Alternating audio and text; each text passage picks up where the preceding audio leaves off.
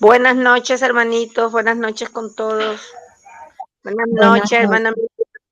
Buenas noches. ¿Quién es José Emilio Roldán? ¿Quién es José Emilio Roldán? Oh, soy yo, Cecilia. Es que estoy en otro sitio y mi sobrino Ah, me prestó para ok. conectarme con su laptop. Ya creí que era un espía Estoy que en me casa de estaba mi mami, vigilando. que yo me vengo a cuidarla. Ah, ya, muy bien.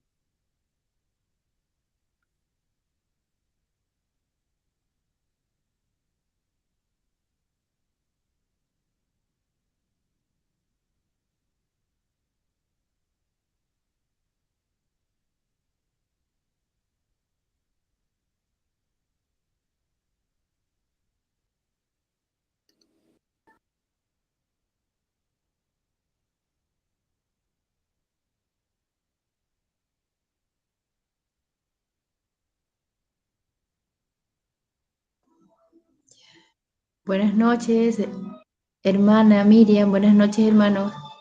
Buenas noches, Rosita. Buenas noches, hermana Miriam. Buenas noches, hermanos. Buenas noches, Marta.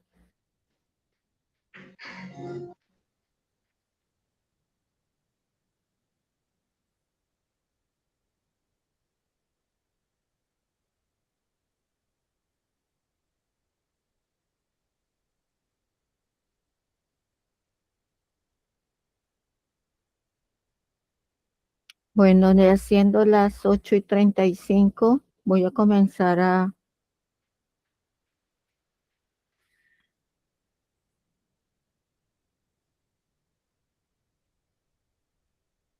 Si se ve la presentación, ¿verdad? Sí.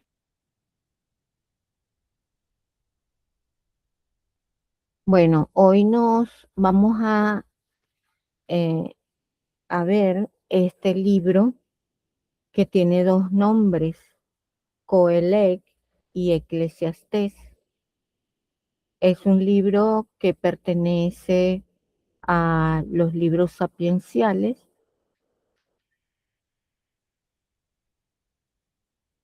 y es un libro muy corto que se puede leer en un rato. Vamos a iniciar entonces, como ya les digo, son las 8:35, con la oración al Espíritu Santo. En el nombre del Padre, del Hijo, del Espíritu Santo. Amén. Espíritu Santo, fuente de toda sabiduría, te pedimos que ilumines nuestra mente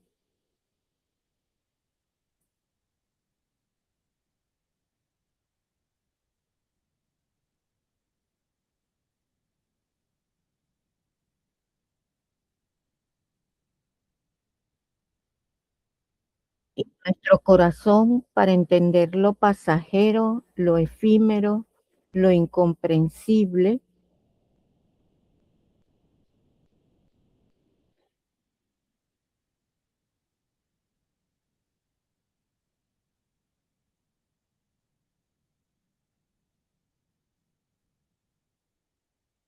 Ayúdanos a reflexionar profundamente sobre la brevedad de la vida y la vanidad de las cosas. Ver en la vida cotidiana y en el disfrute honesto un regalo divino. Espíritu Santo, danos discernimiento para comprender la importancia de encontrarte a ti y la verdadera sabiduría en medio de la cotidianidad que da sentido a la existencia. Amén. En el nombre del Padre, del Hijo y del Espíritu Santo. Amén.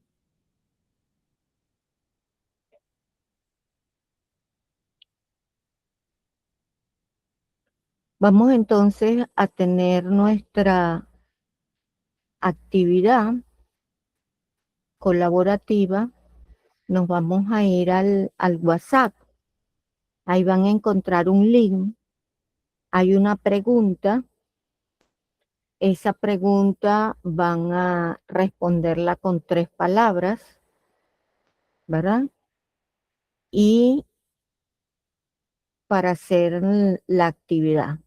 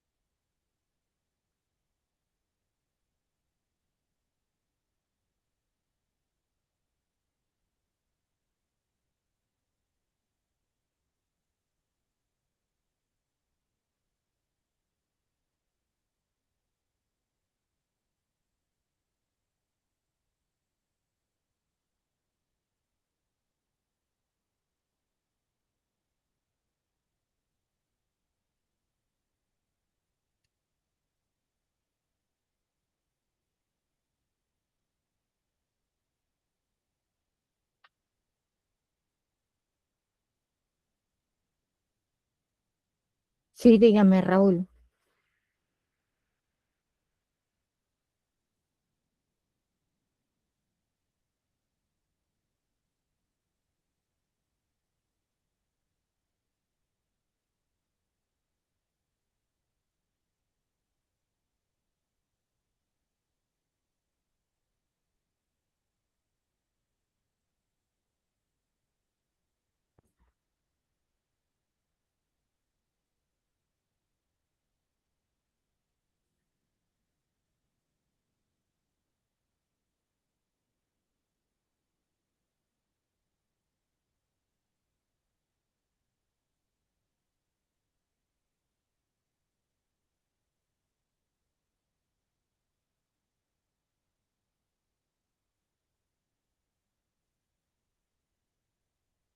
Solo han respondido 16 personas y están conectadas 37.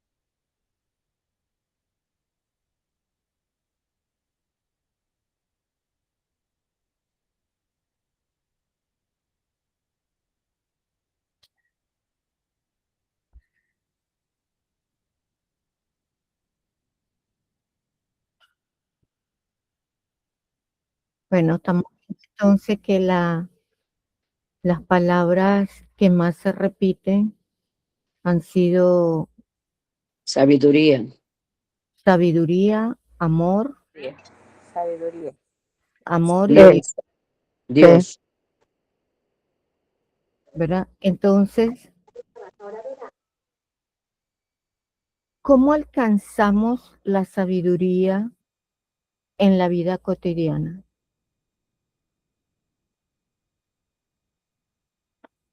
¿Quién sabe cómo alcanzaremos la sabiduría en la vida cotidiana? ¿Cómo alcanzaríamos el amor?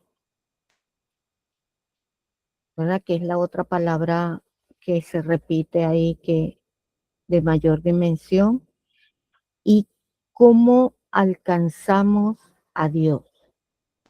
¿Verdad? A Dios es el más fácil que lo podemos alcanzar, ¿verdad? Decimos nosotros, yo rezo, yo voy a misa, yo hago laudes, Obedecer a Dios. yo obedezco a Dios, yo cumplo los mandamientos, ¿verdad? ¿Cómo alcanzamos la sabiduría? Conociendo a Dios. Con El principio sencillez, de la sabiduría es el temor de Dios. con sencillez y humildad. Con sencillez y humildad. La sabiduría es el mismo Dios. El amor es el mismo Dios, ¿verdad? Porque el amor que nosotros sentimos es el amor que nosotros hemos recibido, porque la capacidad que nosotros tenemos de recibir el amor es la capacidad que yo tengo de conocer a Dios. Conocer a Dios me da el amor y la sabiduría, ¿verdad? Y la fe, la confianza, todo lo demás se da a partir de eso, ¿no? Porque Dios ha confiado o se la ha jugado toda con nosotros, dándonos la sabiduría, ¿verdad? Compartiéndonos, ¿verdad? La sabiduría. Pero no, para poder ejercer la sabiduría necesitamos la voluntad. ¿Y qué nos ha dado? La libertad de los hijos de Dios. Tú eres libre, ¿verdad? De aceptar hasta ese amor, esa sabiduría que Dios te quiere regalar, ¿no? Que para eso fuimos hechos, ¿verdad? Fuimos hechos para amar, hacer reverencia, alabar a Dios.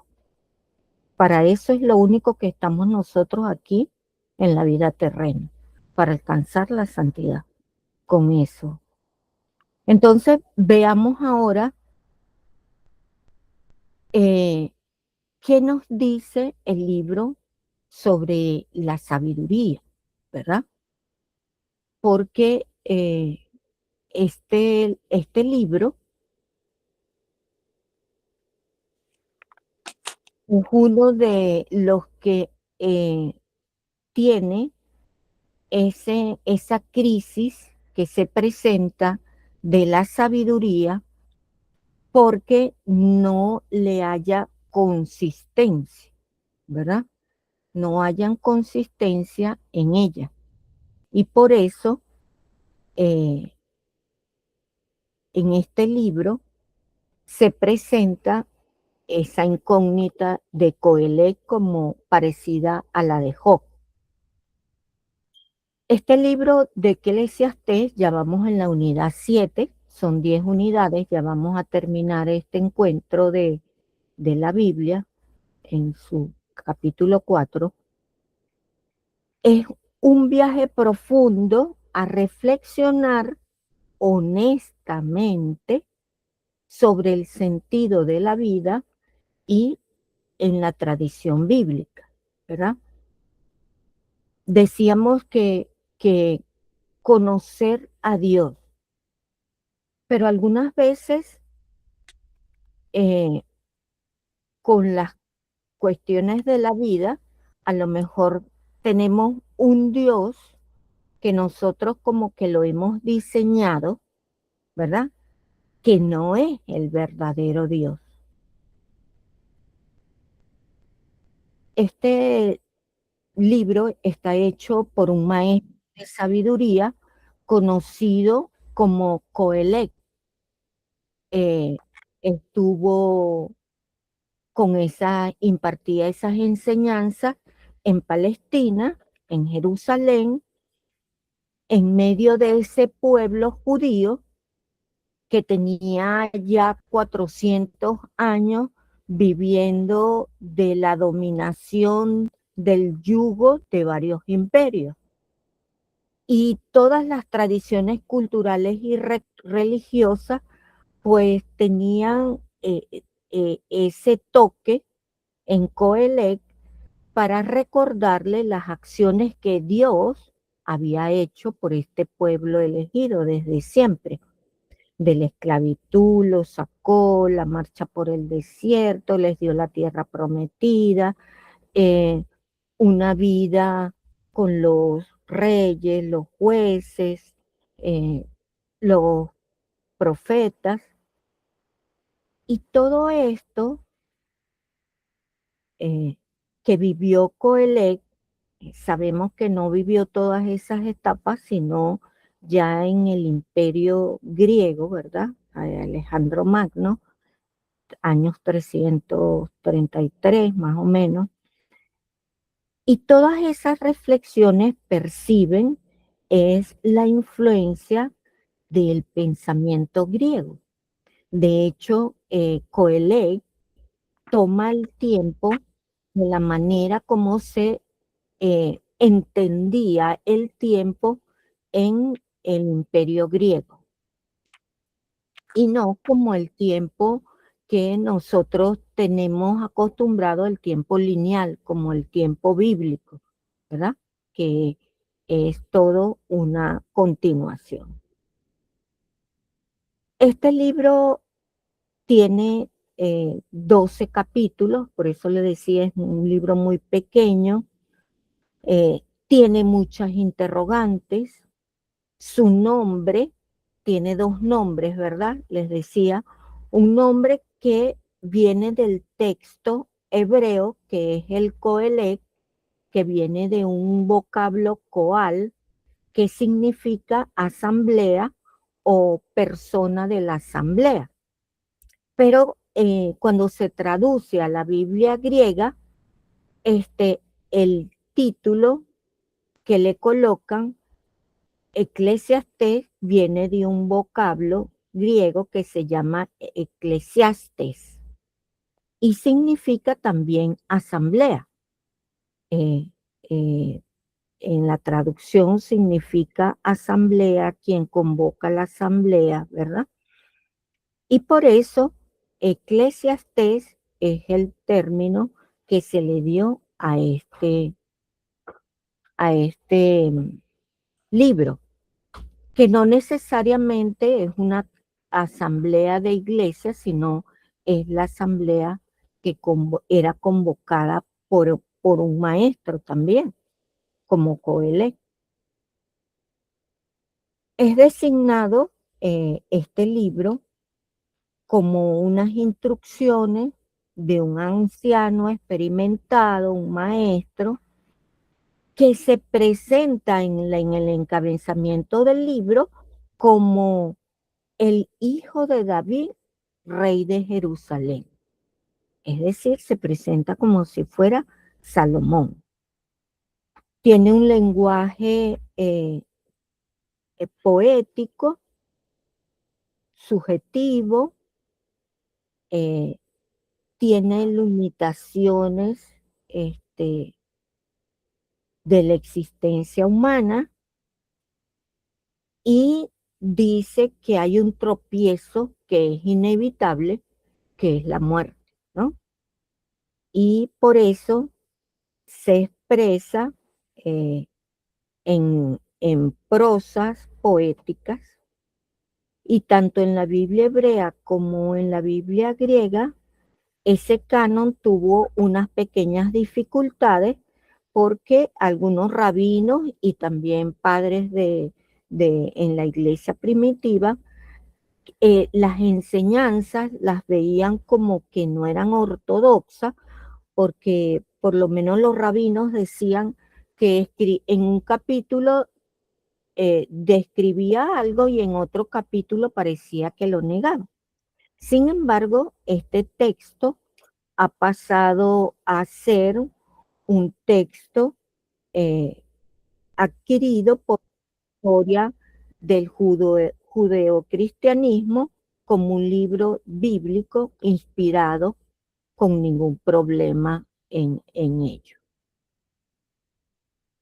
En la Biblia hebrea aparece también este libro entre los 5 Megilot. ¿Se acuerdan que les hablé también cuando Judith y Esther aparecen entre los rollos que utilizan los judíos en esas 5 fiestas que celebran todos los años y que todavía las celebran, ¿no? Y celebran en la fiesta de las tiendas, se lee este rollo de Coelec. Esta fiesta de las tiendas es más o menos septiembre, octubre, y lo que vamos a decir, la festividad tiene que ver con el comienzo del año civil y la nueva siembra. Por lo tanto, este libro lo ven como Coelec utiliza el ciclo cíclico, ¿verdad? O sea que no hay nada nuevo bajo el sol, un nuevo año, un nuevo comienzo, una nueva tarea, ¿verdad? Entonces, así ve Coelec este libro que no hay nada nuevo bajo el sol, y por eso es utilizado como ese nuevo año civil y la nueva siembra. Este libro también San Gregorio de Niza lo ve aplicando la teoría de la colucía, que es que los libros tienen un orden específico, y él ve que estos libros que pertenecen a Salomón, ve a Salomón joven hablando en el libro de los Proverbios, donde habla sobre la sabiduría humana, ¿verdad? Y luego ve a Salomón ya mayor en Coelec, que entra en la crisis de la sabiduría, donde ve que la sabiduría humana es insuficiente, igual que Job. Y luego a Salomón anciano lo ve en el libro del Cantar de los Cantares, que ya como la sabiduría humana es insuficiente, tiene que abrirse al amor, y por eso el libro del Cantar de los Cantares habla del amor que es la sabiduría divina. Y por eso él hacía esa comparación de que estos libros de Salomón representan el triple paso de la sabiduría humana a la sabiduría que entra en crisis para alcanzar y que se abre a la sabiduría divina. El autor, sí, Verónica, dime. Gracias, hermana Miriam. Yo aquí tengo una confusión. Yo sé que lo dijo San Gregorio de Niza, él expresa así, pero ¿por qué habla de los 3 sabidurías salomónicas? ¿Significa que es Salomón el que escribe, es el escrito sobre Salomón? Es Salomón al que se le atribuyen estos libros, ¿verdad? Todos los libros sapienciales, los 5, y los poéticos son referencias, como hacen referencia a la sabiduría, se los atribuyen a Salomón o a los, como también pasaban en Deuteronomio, ¿no? A las escuelas salomónicas. Entonces, por eso es que dice que se ve que son escritos de Salomón. A lo mejor no será todo el libro, ¿verdad? Pero todos estos libros tienen varias colecciones, ¿verdad? O sea, están hechos no todos al mismo tiempo, y por eso se dice que es Salomón hablando joven, cuando ya es mayor, ¿verdad? Maduro, y luego Salomón anciano, cuando ve que ya entró en crisis, es en Coelec, que es el que vamos a ver hoy, y el Cantar de los Cantares es el que vamos a ver la semana que viene, ¿verdad? Que es Salomón ya anciano. Y vimos el libro de los Proverbios la semana pasada, ¿verdad? Entonces ya es como ver cómo va cambiando la sabiduría, ¿verdad? Porque la sabiduría primero en los Proverbios es la sabiduría de la retribución, ¿verdad? Pero cuando llegamos a Job y cuando llegamos a Coelet, esa sabiduría no es la misma, porque ya la retribución no, porque el justo sufre, ¿verdad? No es que el que es bueno es recompensado, el que es malo es castigado, ¿verdad? Que decía la teoría de la retribución, sino que ya Salomón ya reflexionando sobre la vida. Por eso es que decía que es una reflexión sobre, honestamente, sobre la vida. Por eso es que habla de esto. El autor, les digo aquí, ¿verdad? Salomón vivió en el siglo X, ¿verdad? Y este libro se escribió aproximadamente en el siglo III, porque el Sirácides o eclesiástico, perdón, se escribió en el año 200 antes de Cristo. Por lo tanto, él está hablando en el año 333, cuando entra el helenismo, ¿verdad? O sea que es una separación muy grande. Ya Salomón no existe en la época del helenismo, ¿verdad? Porque no puede haber durado tantos años. Pero ahí las escuelas, ¿verdad? Acuérdense que ellos eran unos maestros y había unas escuelas, tenían sus discípulos. Y ¿por qué se le atribuye a Salomón? Bueno, pues así como la ley se le atribuye a Moisés y todos los salmos se le atribuyen a David, aunque no son todos de David, ¿verdad? Así le atribuyen estos libros a Salomón, ¿verdad? Y se llama pseudonimia. Es una técnica que es muy usada en esa época de los griegos. Y por lo tanto, no es que no se trate de que nos están diciendo una mentira, ¿verdad? Sino que eso se usaba, es un estilo que se usa como para poner como autor un personaje importante para darle autoridad al libro, ¿verdad? Y por eso es que se los atribuyen a Salomón. En la época de composición, como les decía, es aproximadamente entre el 333 y el 300, ¿verdad? Ahí se dice que se compuso este libro. Es antes del Siráside, eso sí estamos claros, ¿verdad? Y el Siráside es del año 200 antes de Cristo.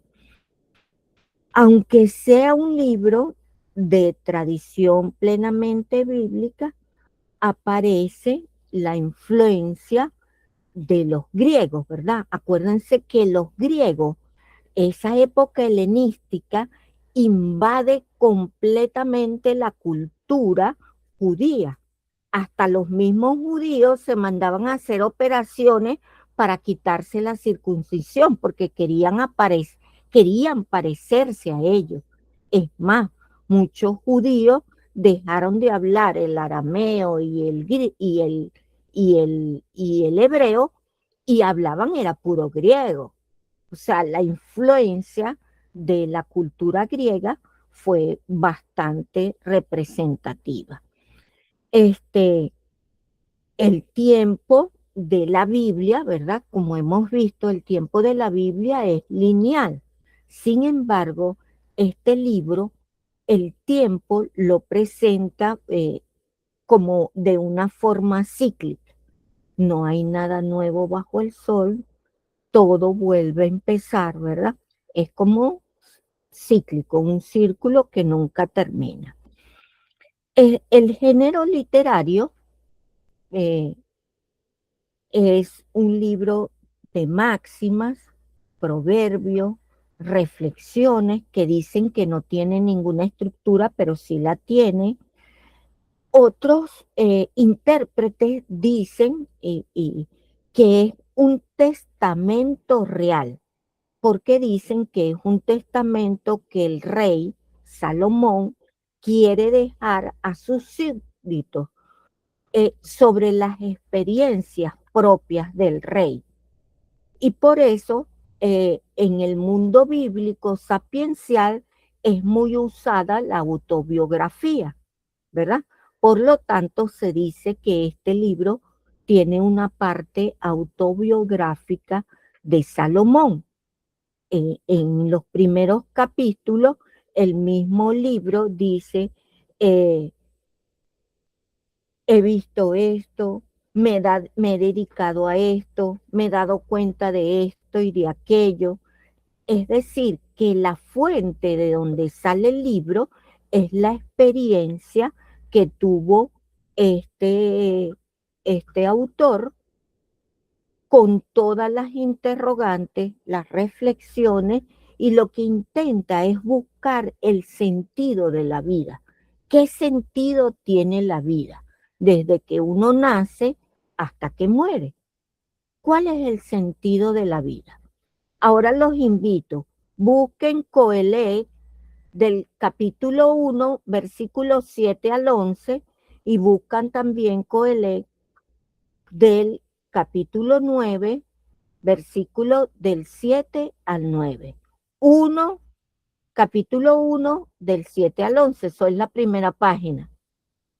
Y vamos a buscar también capítulo 9, los versículos del 7 al 9, y vamos a hacer juntos esta lectura. ¿Ya lo tienen? ¿Ya lo tienen? Levanten la manito para saber si la tienen. Marta, ¿lo tiene? Ustedes, Rosa. Sí, ya tengo. Ajá, muy bien, Carmen, Aide. Bueno, entonces dice, Coelhet 1 dice, todos los ríos Todos los ríos van al mar. van al Y el mar. Y el mar, mar nunca se llena. El y mar al mar nunca jamás se llena. llena, ¿verdad? ¿Eso estamos diciendo una mentira o una verdad? Sí, es verdad. Todos los Ok. ríos van al mar. Y el mar Y van nunca al se mar llena. y el mar nunca se llena. El Sí. lugar donde los ríos van, allá vuelven a fluir. ¿De dónde salen los ríos? Del mar. Entonces, de donde llegan, van. No está diciendo nada extraño. Todas las cosas dan fastidio. Nadie puede decir que no se canse el ojo de ver ni el oído de oír, ¿verdad? Sí. Lo que fue, eso será. Lo que se hizo, eso se hará. Nada nuevo hay bajo el sol. Si hay algo, si algo hay de que digan, mira, eso sí que es nuevo, aún eso ya sucedió en los siglos Sí. que nos precedieron. No hay recuerdo de los antiguos, como tampoco de los venideros. Quedará memoria en los que después vendrán, ¿verdad? Nosotros, si no estudiamos historia, no sabemos, ¿verdad? Porque no tenemos conocimiento de que existió Alejandro Magno, ¿verdad? Porque eso fue en el año 33 y estamos en el 2026. ¿Hacen cuántos años? 2359 años, ¿verdad? En Coelhet 9, busquemos Coelhet 9, del 7 al 9, dice, anda, come con alegría tu pan Pan. Y y bebe de bebe de buen grado tu vino, que Dios está ya contento con tus obras, buenas. ¿verdad? Saben que nosotros pedimos el pan de cada día, ¿verdad? En el Padre Nuestro. Dios nos da el pan necesario cada día, ¿verdad? Y por eso es que dice, Dios está contento con tus obras. En toda ocasión sean tus ropas blancas y no falte el ungüento, el perfume sobre tu cabeza. Vive la vida con la mujer que amas. Todo el espacio de tu vana existencia que se te ha dado bajo el sol, ya que tal es tu parte en tu vida y en las fatigas con que te afanas bajo el sol, ¿verdad? Entonces uno lee Coelho y uno dice, bueno, que habla tantas cosas, ¿no? Pero te pones a reflexionar y ves que hay unas cosas ciertas, muy ciertas. Entonces, ¿cuál es el propósito del libro? Que esas experiencias no buscan como la sabiduría de los proverbios, un conocimiento, sino que lo que busca es el sentido de la totalidad de la vida. Porque como nadie, ni siquiera el más sabio, es capaz de encontrar una respuesta convincente. Y por eso él saca de sus experiencias unas conclusiones extremas, igual que Job también, ¿verdad? De hastío, de odio por la vida, que expresa es que es mejor no haber nacido, ¿verdad? Esas cosas que vale ir, dice, más vale ir a una casa que está en duelo que asistir a un banquete. ¿Por qué lo dirá? Habrá que reflexionar, ¿verdad? Son juicios a la vista como incomprensibles, como ese desahogo de un individuo que está al borde de la desesperación, así similar a Job, ¿verdad? Pero que no vuelve así a esa desesperación total, sino que se pone a reflexionar. Coelho no desconoce que la vida también tiene placeres, tiene cosas, tiene los encantos, tiene la juventud, tiene la comida, tiene el vino, y que estos placeres o encantos deben recibirse como dones de Dios, pero siempre tratarlos como gozos efímeros, ¿verdad? Y solo pueden brindar pequeñas dosis de felicidad. Y que eso es lo que aspira el corazón, esas pequeñas dosis de felicidad.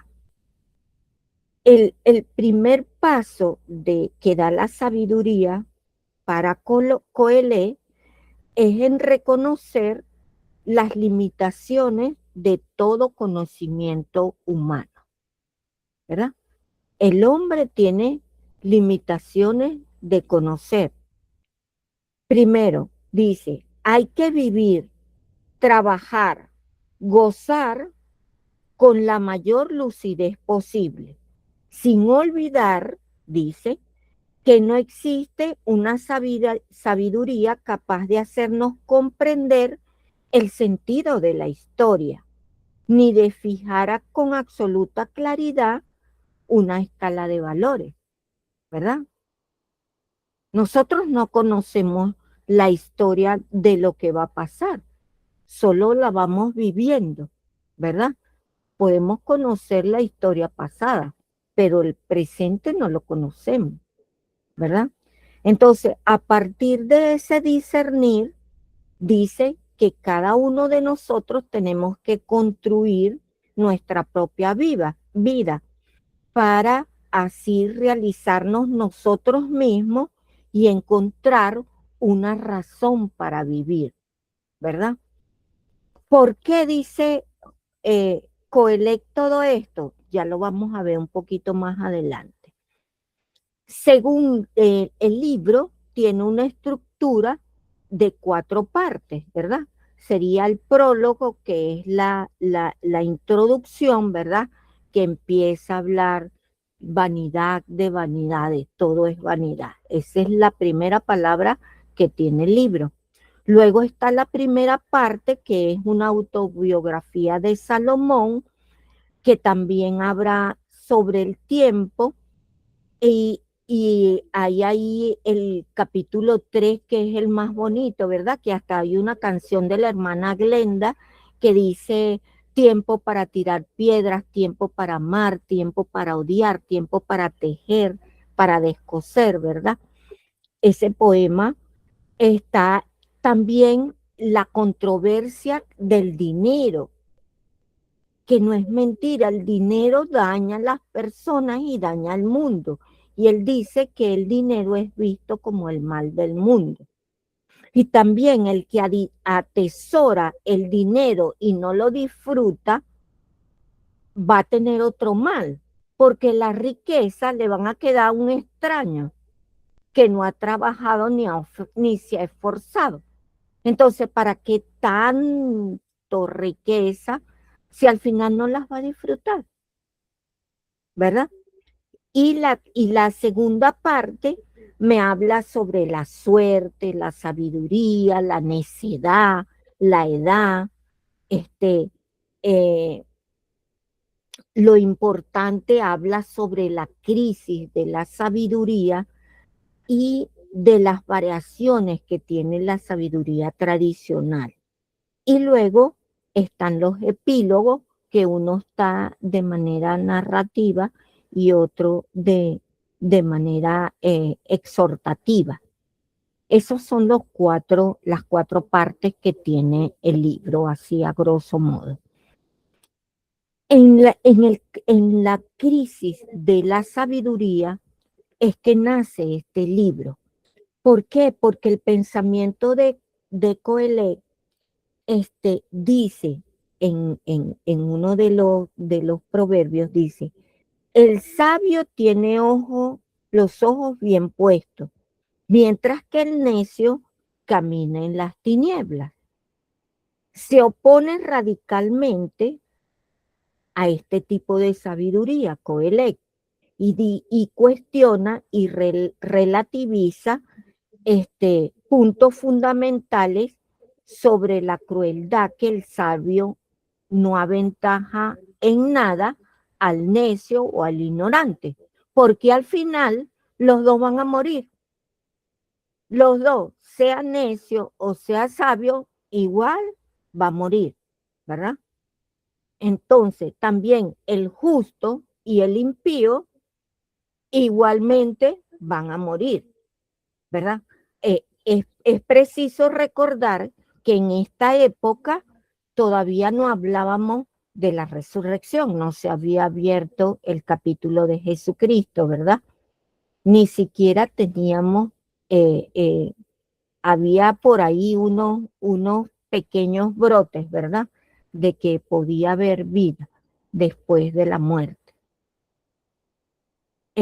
Entonces, por eso él dice que como no existe un pensamiento de una vida después de la muerte, no hay diferencia tampoco entre el hombre y el animal, porque el hombre muere y los animales también mueren. Entonces, por eso es que él dice que el principio de la retribución tampoco se puede explicar, no explica realmente lo que sucede en la vida, porque dice, yo vi otra cosa bajo el sol. La carrera no la gana el más veloz ni el más fuerte, sino que hay un triunfo en un combate. Y no pertenece al más sabio ni la riqueza al más inteligente, ni el favorecido es el más capaz, sino que en todo interviene el tiempo, ¿verdad? Y el azar, ¿verdad? Entonces, por eso es que dice que el mundo, ¿verdad? Dice que los males del mundo son la injusticia, ¿verdad? Porque él dice, ¿cómo es posible que sufra o que, vamos a ver, las obras de Dios para las personas, ¿verdad?, que son buenas, le va mal a las personas buenas. Sufren, tienen contrariedades. En cambio, a los malvados se les ve rico, se les ve disfrutando, ¿verdad? Pero al justo no se le ve. Y por eso él empieza a reflexionar porque ve que ahí hay una crisis de lo inmediato y lo permanente, ¿verdad? Y ahorita nosotros, ¿cómo estamos? Vamos trabajando por lo inmediato, ¿verdad? Vamos como caminando en la rapidez. Pero ¿quién se esfuerza verdaderamente por lo permanente? ¿Quién verdaderamente se esfuerza por ser santo? Porque aquí en la tierra estamos para ser santos, no para otra cosa. Entonces, lo permanente de nosotros es la vida eterna y nos esforzamos por lo inmediato. ¿Sí? ¿Verdad? ¿Estamos de acuerdo o no? Entonces, a pesar de todo, Coelho se aferra al temor de Dios, porque dice que Dios regala la vida, pero también la quita. Manda la alegría, pero también manda la tribulación, el sufrimiento, contrariedades, felicidad, desgracia. Y que Dios todo lo hace bien y todo lo hizo bien. Pero el hombre no puede escudriñar las obras de Dios que él realiza en el mundo. O sea, no se pueden comprender. ¿Por qué? Decíamos con Job también, ¿verdad? No podemos comprender los planes de Dios, ¿verdad? Ni lo que Dios ve, porque Dios es Dios, ¿verdad? Más grande que nosotros, omnipotente, no tiene espacio, no tiene límite. Él ve el pasado, el presente, el futuro en una sola mirada, ¿verdad? Y por eso es que nosotros queremos comprender a Dios, pero no tenemos la capacidad para comprenderlo. Por eso es que algunas veces no entendemos si yo soy justo, ¿por qué me pasa esto, verdad? Porque es un misterio, ¿verdad? Y entonces Coelho critica esto, ¿verdad? ¿Cómo es que el hombre no puede escudriñar las obras que Dios realiza desde el principio hasta el fin? Porque ninguna de las correspondencias entre las acciones están como que tienen un determinado, una determinación, ¿verdad? Nosotros no podemos conocer los planes de Dios, ¿verdad? Por más de que nosotros, vamos a decir, a ver si lo puedo decir, por más de que nosotros le pidamos a Dios algo, ¿verdad? Nosotros no podemos mover lo que Dios tiene determinado, ¿verdad? Entonces, de esto nos habla este libro.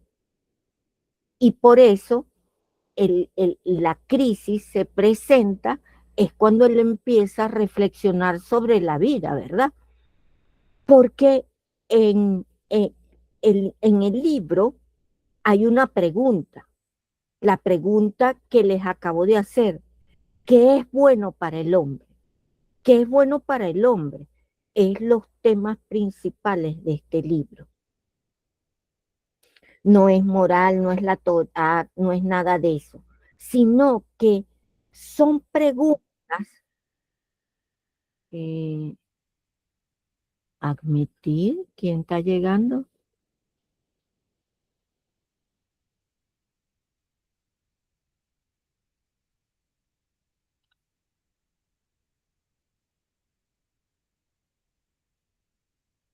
Entonces, son preguntas que, que le quedan a Coelho, que entra en reflexión de todas esas experiencias de su vida que él quiere dejar plasmada como un testamento. Entonces él dice, bueno, si todo esto pasa, de que todos al final morimos, merece la pena vivir. ¿Qué hay que hacer para llevar una vida con sentido? ¿Qué le aprovecha al hombre? Son las preguntas que él se hace. ¿Qué hay que hacer para qué es lo bueno para el hombre? ¿Qué es lo bueno para él? Y las respuestas no son como positivas, ¿verdad? Porque merece la pena algo si al final vamos a morir, ¿verdad? Recuerden que estas reflexiones él se las hace porque todavía no se habla de la vida eterna, ¿verdad? Entonces ellos quedaban ahí como encasillados que se morían y todos iban al Seol. Acuérdense también que en esta época solo existía el Seol y iban buenos y malos. Todos iban al Seol. Todavía no se hablaba de lo que es el infierno, purgatorio y cielo, porque eso es con Cristo, ¿verdad? De hecho, hay una lectura que se lee en Pascua que, que dice que Dios bajó, y bueno, y lo dice el credo, bajó al infierno, al infino, pero es el Seol que baja, ¿verdad? A buscar a los justos, porque en esa época no había, sino todos estaban en un mismo sitio. Y de hecho dicen que sacó a Adán del Seol también. Entonces, este libro uno era clasificado por algunos como que Coelho era un agnóstico, porque quería conocer a Dios. Y entonces, si no lo conocía, entonces Dios no existía, pero no es así, porque en el mismo libro él te dice, te habla de Dios, que son dones de Dios las pequeñas cosas, que Dios da la vida y la quita, ¿verdad? O sea, tiene presente a Dios. También, eh, él, él dice, todas estas reflexiones son porque la tradición, la sabiduría tradicional no tiene una respuesta positiva a todos estos interrogantes. A el sufrimiento del justo, decía Job, ¿verdad? Pero aquí es el sufrimiento y el hastío de la vida, ¿verdad? Y, y más de una persona que ha experimentado todo, de un anciano, ¿verdad? Que no encuentra respuesta, entonces se queda como que la vida no tiene como un sentido y por lo tanto la sabiduría de una persona no puede acabar si no le encuentra sentido a su vida, de su experiencia. Por eso, aunque lo llamen de distintas maneras, Coelho sigue manteniendo una fe bíblica, aunque diga que no hay nada nuevo, que no hay novedad en la vida, que la novedad, aunque la novedad es la fuente de la esperanza, Coelho dice que no hay provecho y no hay fruto, sino que tenemos que esforzarnos para poder recoger esos frutos. Porque si nosotros no nos esforzamos para nada, no, nosotros no vamos a tener ningún provecho. Y todo se iguala con la muerte. Todo se iguala con la muerte. Entonces, lo principal o la aportación más significativa de este libro es el placer moderado por las cosas pequeñas de la vida, que se tienen que tomar como un don de Dios, porque cuando somos jóvenes,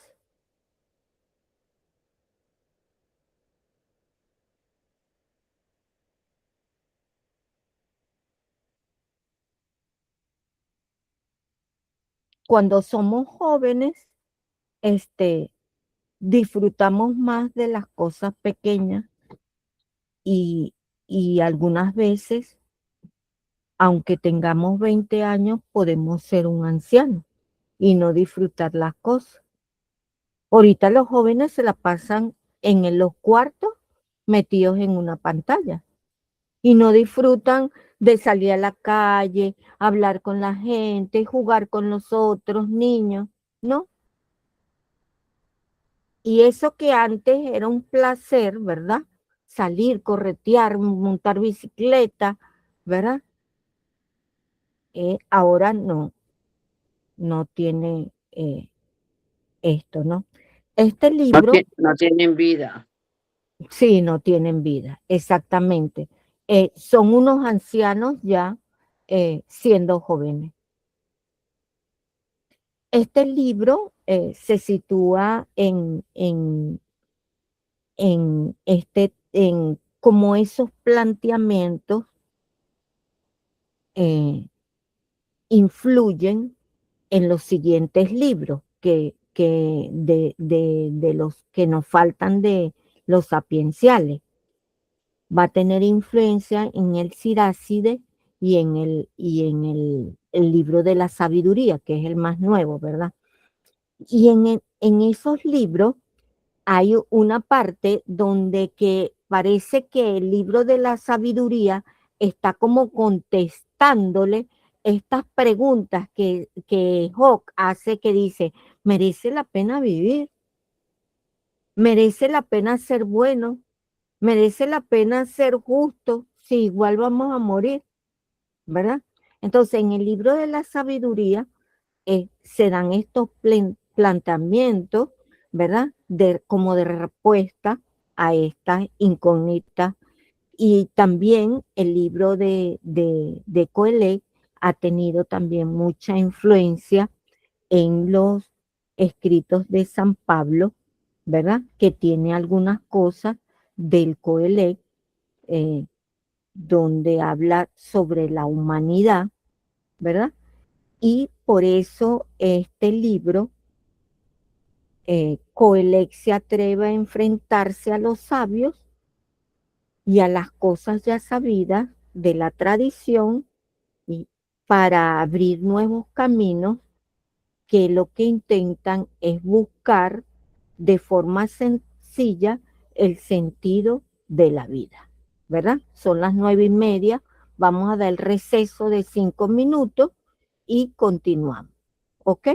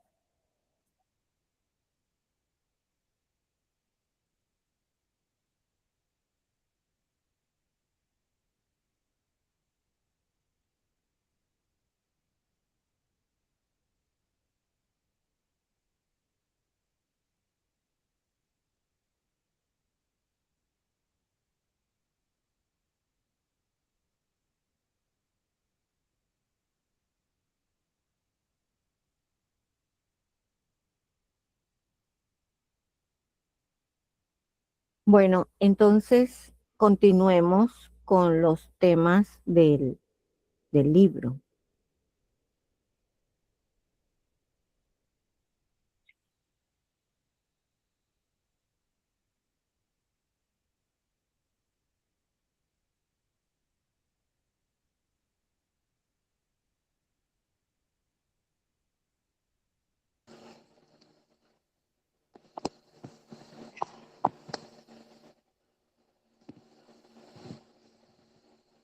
Entre los temas principales es el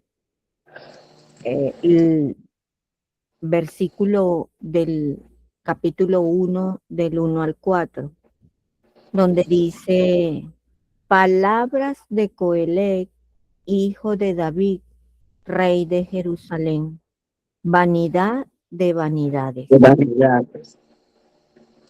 Todo es vanidad. ¿Qué saca el hombre de toda la fatiga con que se afana bajo el sol? Una generación se va, otra generación viene, pero la tierra siempre permanece.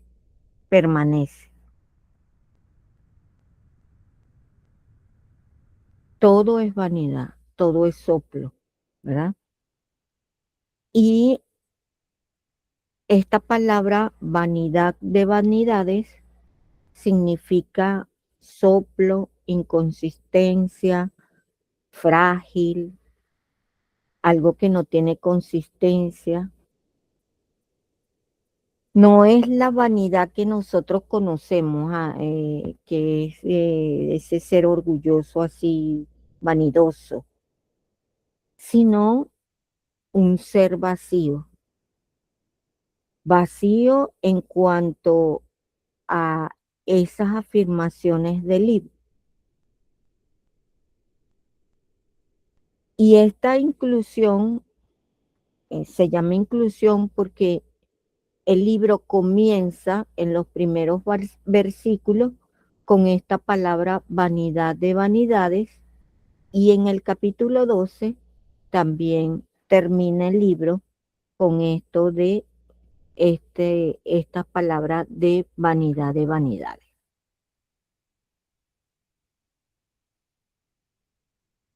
Todo el libro tiene como fondo esto, ¿no? Que la vida es como un soplo. La vida es inconsistente porque por lo que decíamos, ¿no? Uno no conoce, uno no puede cambiar lo que Dios tiene predestinado o tiene cambiado. Uno está puesto, ¿verdad? Estamos puestos a tener, ahorita lo comprendemos, nosotros en esta época comprendemos todo lo que este señor estaba en sus pensamientos. Ahorita lo comprendemos porque entendemos que el sufrimiento acompañamos a Cristo, que todo esto nos sirve para transformarnos, que tenemos la vida eterna, ¿verdad? Pero esta persona, para ellos no existía nada de eso. Y por eso dice, ¿a qué agarrarse? Si prácticamente no existe nada a lo que afianzarse para llevar una vida con consistencia. Y este es el mensaje del libro. Ser capaces nosotros hoy hacernos interrogantes de nuestra forma de entender la fe. ¿Cómo entendemos todo eso? ¿No? Entonces, Coelho es ese que se pone como Salomón, ese anciano, para intentar recorrer la vida y propone esta serie de experiencias que llevan a reflexionar qué es bueno para el hombre, qué es lo que es bueno para el hombre. Si al final está la muerte. Él reflexiona sobre la muerte, sobre el dinero, sobre la vida social, sobre el tiempo. Y lo que aparece aquí es que el tiempo como él lo ve, es cíclico, que todo se repite, todo vuelve. Algunas veces uno dice, ay, mira, volvió la moda de esto, ¿verdad? Si hemos dicho eso, algo que hemos visto, ay, mira, volvió la moda de tal cosa. Entonces, vemos que este libro, dice el mismo Coelho, hablando de él mismo, y va repasando esa vida. Primero me dediqué a la sabiduría, después me dediqué al placer, hice obras, tuve siervos, hice muchísimas cosas. Fui un hombre activo, con mucho patrimonio, pero me he dado cuenta que es vanidad, que es vacío por dentro. Y Salomón, sí, la historia de Salomón tuvo varias mujeres. O sea que se dedicó al placer, tuvo muchísimas cosas, tuvo la sabiduría más grande. Y llegó a decir Salomón que la sabiduría era mejor que la necedad. Coelho, perdón.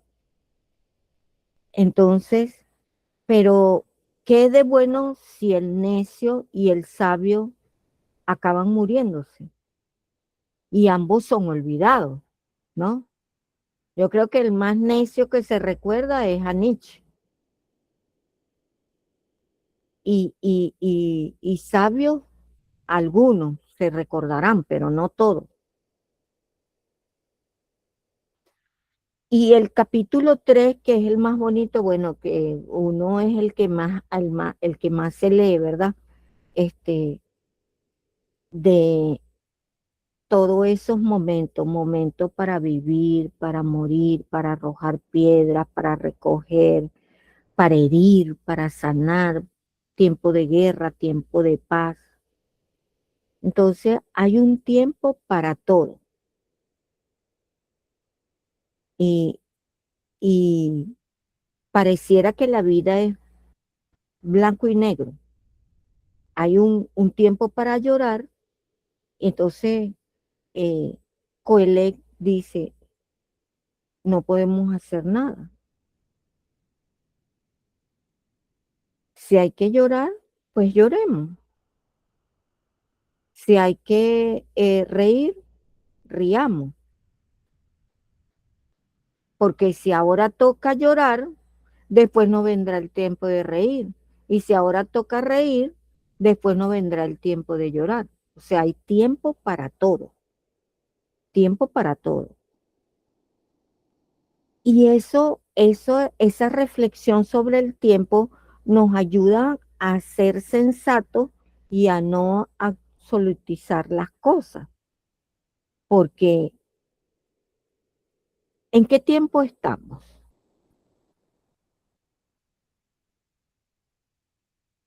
Todos lo absolutizamos, ¿verdad? Y decimos ya, por lo menos, yo lo digo, ¿no? Una expresión, ¿no? Ya esto se lo llevó, ya esto no tiene cambio, ¿verdad? No, esto del sicariato, esto no va a cambiar, ¿verdad? Entonces, abarca también el tema del dinero, ¿verdad? Que él dice que es el mal que ha visto, dice, he visto un mal en el mundo, la riqueza guardada para su dueño. ¿Qué daño? He visto otro mal. Tener riqueza para que otro extraño la herede, ¿verdad? Yo he conocido personas que han tenido mucho dinero, nunca la han disfrutado y al final llega otro que no trabajó nada y se disfruta la plata, ¿verdad? Entonces, ¿no será mejor que esas riquezas, como dice él, se disfruten con alegría en vez de vivir esos dos males?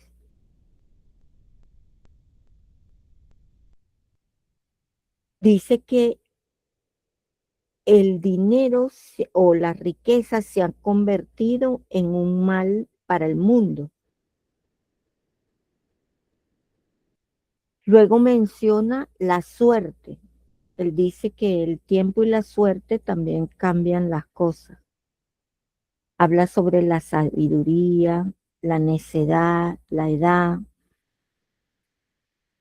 Y empieza a hablar que lo mejor para el hombre es los placeres pequeños de la vida. El vestido, la comida, el beber, el disfrutar la mujer de su que ama en la vida, ¿verdad? Que eso es lo mejor para el hombre. Lo mejor para el hombre es buscar las cosas que son esas pequeñas dosis de felicidad, de placer, ¿verdad? Una buena comida, una buena bebida, disfrutar con las personas que uno quiere, el vestido, la vida, ¿verdad? Esos pequeños momentos. Pero el hombre ha ido preocupándose de otras cosas, queriendo buscar cosas y no encontrándolas. Y al final él habla también de la mujer. También impresiona porque él habla de la mujer. Primero dice que disfruten con la mujer que aman y tal, y qué sé yo. Pero luego dice que la mujer complica las cosas, dice. Las mujeres complican las cosas. Yo no sé si tienen razón, creo que no. Pero dicen, hay que preguntarle a los hombres, ¿verdad? Que si las mujeres complican las cosas. Entonces dice, uno de los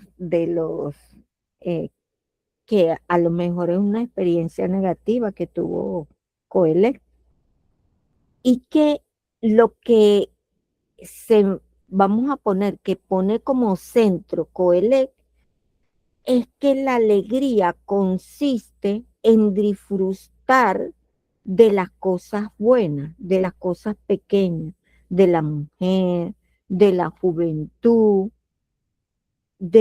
sin muchas complicaciones, porque Dios ha hecho las cosas sencillas, pero el hombre las ha complicado con esos razonamientos.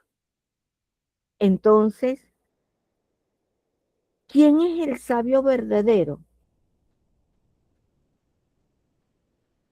Pues dice que para hablar, dice, yo tenía entendido que al bueno le iba bien y que al malo le iba mal. Pero veo que en la vida real eso no sucede. Y es un absurdo, ¿verdad? Lo que pasa. Entonces por eso entra en esa crisis de la retribución y dice que no hay justicia en la historia. Porque lo que debería ser una cosa sencilla, que es una alegría, es lo que él propone. Pero, ¿qué es lo peor de todo? Lo peor, lo absurdo, que hay un destino común para justos y para injustos. ¿Y qué sentido entonces tiene ser bueno? Se pregunta. Si igual voy a morir, igual que un necio o que un malo, merece la pena entonces ser sabio. Si cuando muere el sabio ya termina de ser sabio, ese es el límite de su sabiduría.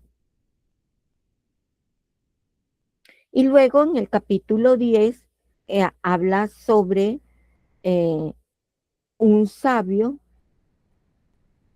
y hace reflexiones y profundiza sobre el camino y el sentido de la vida.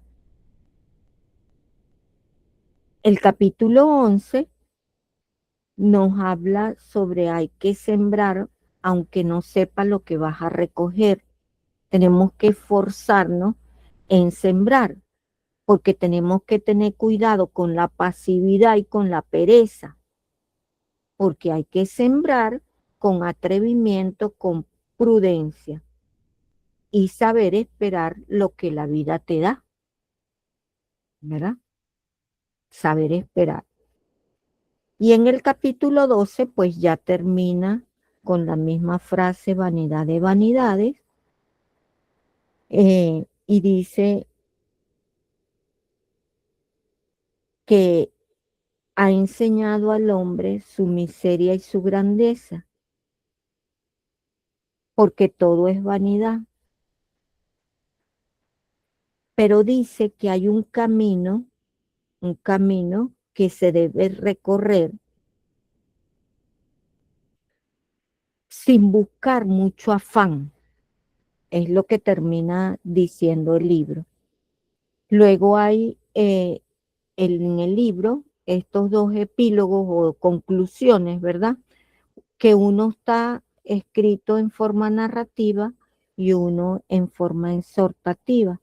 El primero te habla sobre las enseñanzas, no solamente enseña la forma oral, sino que también Salomón compone dichos como los proverbios. Y tiene un pasaje muy bonito que habla sobre a Dios, pone el ejemplo que Dios es un pastor del pueblo que conduce a través de las palabras a los sabios. En el fondo, dice que se expresa aquí en esta parte que la palabra de Dios es el medio que Dios utiliza para pastorear a su pueblo. Y en el epílogo exhortativo, lo que hace es darle importancia al temor a Dios, al cumplimiento de los mandamientos, a no complicarse tanto la vida, y ha resumido todo lo que él ha vivido, principalmente la relación con Dios en el temor de Dios, que es el gran tema sapiencial. Porque, consiste en cumplir los mandamientos y la ley. Y por último, entre los temas teológicos que tiene el libro, es la crítica a la sabiduría tradicional que hace a causa de la muerte, que es una causa de todo absurdo, porque no es igual a todos, que la muerte, frente a la muerte hay un sinsentido, y por eso es que él dice que hay que tener la alegría en los pequeños placeres de la vida, frente a todo lo que es vanidad. Luego habla sobre el misterio de la obra de Dios, critica a la riqueza, al poder, al honor, también el relativismo que dice que tenemos que buscar un justo medio y no exagerar, ¿verdad? Exagerar en las cosas, ni de un lado ni al otro, sino manteniendo en virtud un moderado medio. Habla sobre que lo fundamental no es absolutizar, sino que tiene que ver con la incapacidad del humano de no ver lo positivo o lo negativo como lo definitivo, sino que el hombre siempre está en camino, que todos los pensamientos humanos y la vida del hombre está en camino, y por lo tanto falta ser acabada definitivamente. Que Dios es fundamental para Coelec, porque Coelec no se atreve como a Joa para hacerle ninguna pregunta, pero sí dice que a Dios le gustan nuestras alegrías, porque Dios es el dador de las cosas buenas, y que todas esos disfrutes de los placeres pequeños son don de Dios, ¿verdad? Y ya vamos a recibir el don más grande, ¿no? El don del Espíritu Santo la próxima semana. Y aquí aparece en este libro a Dios como el que da, como aquel que le gusta dar cosas a sus hijos, ¿verdad? Entonces, aquí en este libro, en medio de la vanidad, lo que propone es las alegrías sencillas como un don de Dios. Bueno, ¿alguna pregunta? ¿Hay alguna pregunta? ¿Todo quedó claro? ¿Cristalino como el agua de manantial? Clarito, clarito, hermana Miriam. Muy maravilloso este libro. Cada vez aprendemos mucho más. Nos habla individual y en grupo la enseñanza, la sabiduría de Salomón, que se refiere el libro a él. Qué maravilloso. Yo muy bendecido por recibir esta clase con usted y de, digamos, la enseñanza de usted y también con las hermanas y hermanos. Muy maravilloso y bendecido. Gracias, hermana Miriam. Gracias, pues entonces a todos. Entonces nos despedimos hasta la próxima semana ya. Nos volveremos a encontrar. Bueno, voy a detener la transmisión. Buenas noches. Gracias. hermana Miriam. Para todos. Gracias. Buenas noches. Buenas noches. Buenas noches con todos.